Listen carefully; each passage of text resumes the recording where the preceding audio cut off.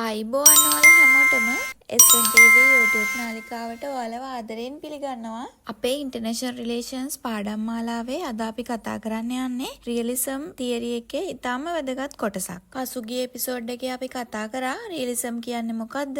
ඒකේ ඉතිහාසය සහ ප්‍රධාන ස්කෝලර්ස්ලා කවුද කියලා. රියලිසම් තියරි එක හොඳින් තේරුම් ගන්න නම් අපට මේ තියරි එක ගොඩනැගිලා තියෙන මූලික පිළිගැනීම් මොනවද? එහෙම නැත්නම් core assumptions මොනවද කියලා තේරුම් ගන්න ඕනේ. අද අපි core assumptions මොනවද කියලා ඉගෙන ගමු. තියරි එකක් ලෝකෙට පැහැදිලි කරනකොට ඒක පදනම් කරගන්න මූලික අදහසක් තමයි assumption එකක් කියලා කියන්නේ. රියලිස්ලා ලෝකයේ දේශපාලනය දිහා බලනකොට විශේෂ අදහස් කිහිපයක් මත මේ assumptions මොනවද කියලා හොයාගෙන තියෙනවා. International system is anarchy. State are the main actors. Survival is the primary goals. National interest guides state behaviors.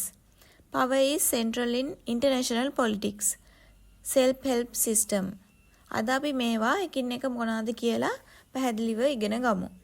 පළවෙනි එක තමයි International system is anarchy. Realism වල පළවෙනි සහ ඊටාම වැදගත් assumption එක තමයි මේ anarchy කියලා කියන්නේ. මේකෙදි ගොඩක් අය වැරදි අදහසක් තමයි ඔලුවට අරන් තියෙන්නේ. anarchy එකක් කියලා කියන්නේ අවුල් සහගත තත්වයක් නෙමෙයි. international relations වලදී anarchy එකක් කියලා කියන්නේ රටවල් සියල්ලටම ඉහළින් පාලනය කරන ලෝක රාජ්‍යයක් නොමැති තත්වයක්. උදාහරණයක් විදිහට අපි කතා කරොත් එක රටක් ඇතුළත නීතිය ක්‍රියාත්මක කරන්න රජයක් ඉන්නවා. කෙනෙක් නීතිය කඩ කරොත් පොලිසිය, අධිකරණය වගේ ආයතන ක්‍රියාත්මක වෙනවා.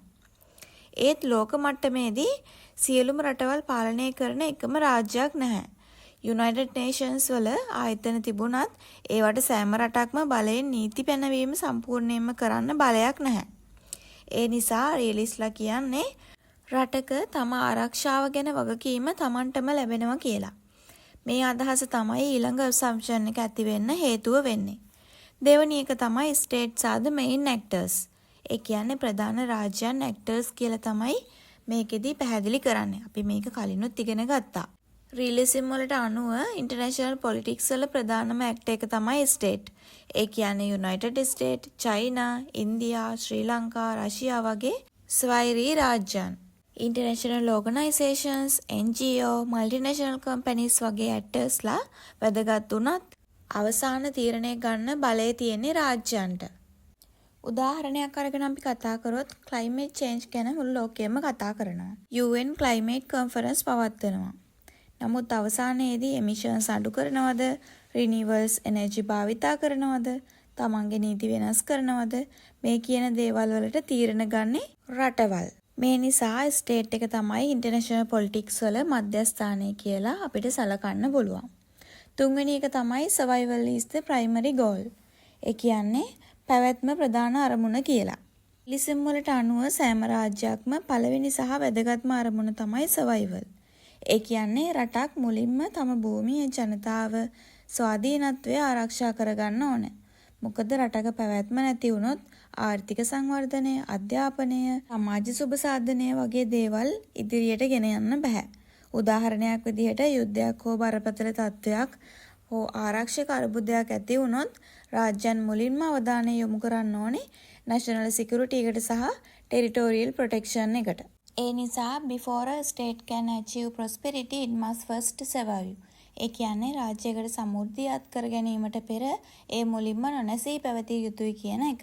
ඊළඟ assumption එක තමයි national interest guides state behaviors. ඒ කියන්නේ ජාතික අවශ්‍යතා රාජ්‍ය හැසිරීම තීරණය කරනවා කියලා. national interest එක ගැන මම කලිනුත් වීඩියෝ එකක් කරලා තියෙනවා. රටක් තම පැවැත්ම ආරක්ෂාව සංවර්ධනය සඳහා වැදගත් ලෙස සැලකීම තමයි මේ national interest කියලා කියන්නේ.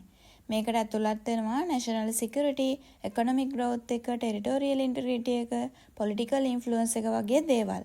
මේ නිසා රටවල් තීරණ ගන්නේ තමන්ගේ අවශ්‍යතා අනුව. උදාහරණයක් විදිහට ලංකාව වගේ කුඩා රටක් විදේශ ප්‍රතිපත්ති සකස් කරනකොට ආර්ථික අවශ්‍යතා, ආරක්ෂක අවශ්‍යතා, කලාපීය සම්බන්ධතා ගැන සලකලා බලලා තමයි තීරණ ගන්නෙ.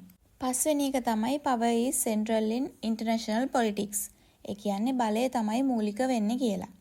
රියලිසම් වල ප්‍රධානම concept එකක් තමයි power.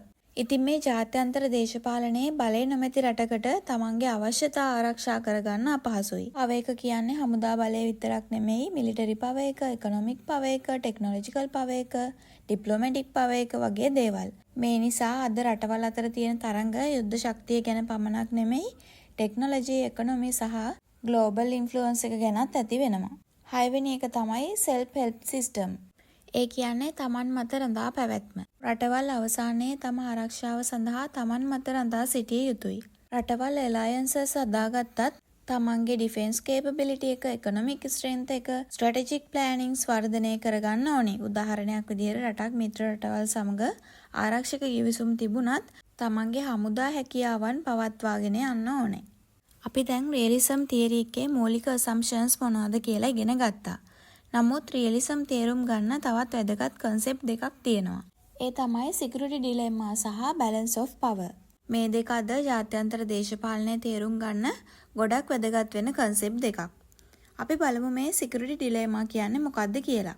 එක් රටක් තමන්ගේ ආරක්ෂාව වැඩි කරගන්න කරන ක්‍රියාවක් තවත් රටකට තර්ජනයක් ලෙස පෙනී යාම නිසා ඒ රට තම ආරක්ෂාව වැඩි කර ගැනීමට පියවර ගැනීමෙන් අවසානයේ දෙපාර්ශවයේම අනාරක්ෂිත බව වැඩි වෙන තත්වයක් තමයි මේ සිකියුරිටි ඩිලෙමා එකක් කියලා කියන්නේ.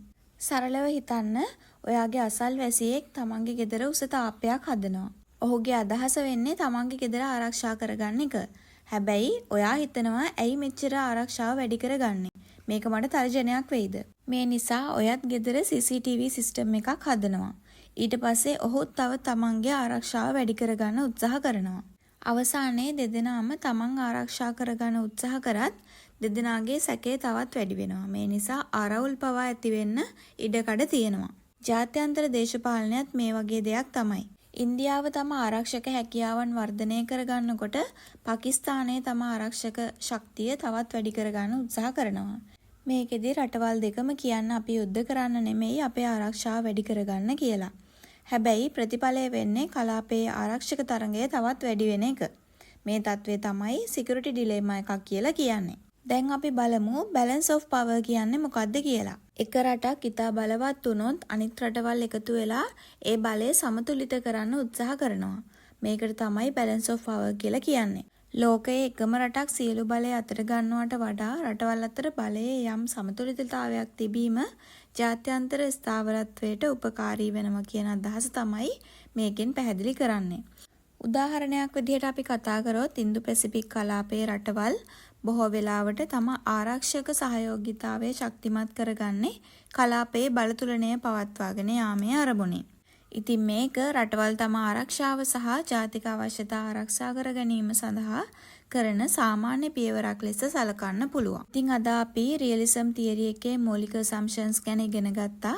සාරාංශයක් විදිහට අපි කතා කරොත් ලෝකය ඇනකි එකක්, ස්ටේට් තමයි ප්‍රධාන ඇක්ටර්ස්, සර්වයිවල් එක තමයි මූලික අරමුණු, නැෂනල් ඉන්ටරෙස්ට් එක මත තමයි තීරණය කරන්නේ. ඒ වගේම පව එක තමයි වැදගත් සහ රාජ්‍යයන් තමන් මත විශ්වාසය තැබීම කියන අදහස් මත ගොඩනැගුණු තියරි එකක් තමයි රියලිසම් කියලා කියන්නේ. ඒ වගේම සිකියුරිටි ඩිලෙමා සහ බැලන්ස් ඔෆ් පවර් වගේ කන්සෙප්ට් නගින් අද ලෝකයේ ආරක්ෂක තරඟය සහ රාජ්‍යයේ හැසිරීම තේරුම් ගන්න පුළුවන්. ඊළඟ එපිසෝඩ් හරහා අපි ක්ලාසිකල් රියලිසම් සහ නියෝ රියලිසම් ගැන කතා කරමු. ඉතින් අදට මම වීඩියෝ එක අවසන් කරනවා. ඔයාලා හැමෝටම සුබ දවසක්.